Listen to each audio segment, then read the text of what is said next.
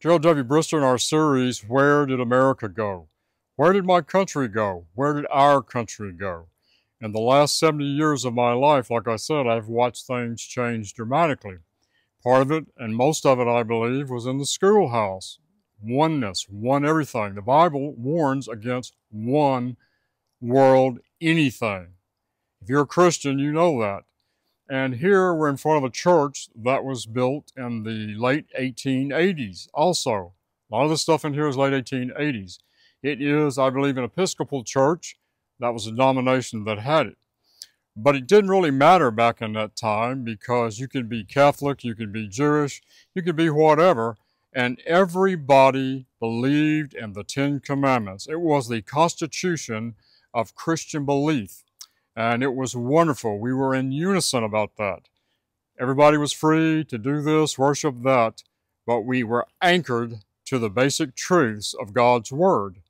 After World War II, things started changing. You could pretty much, before World War II, go in any church, and it was pretty solid. It might be big, it might be small, it might be dead, it might be alive. But we believed the core values, and that made us strong. After World War II, there was something started in this country called New Evangelicalism. And it started spreading, and there were some popular evangelists that spread that. And basically the tenet was, we don't want to talk about what's right and wrong. We just want to talk about Jesus. And that was supposed to forgive your sin of not stating the obvious. God says, I am holy, therefore you shall be holy. So little by little, churches would quit preaching and teaching the right and wrong. And then pretty soon that started bleeding over into the schools. We got into the 60s. You get the point. All right.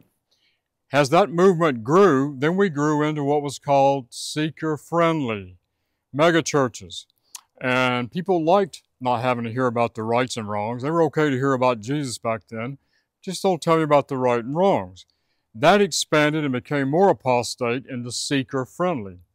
And it kind of came about during kind of the hippie days of Christianity. And it was like, we have to change how we do things so we can attract people to want to come into the church house. And so we're going to make the church like the world so they feel friendly. And in a minute, I'll tell you how that's turned out.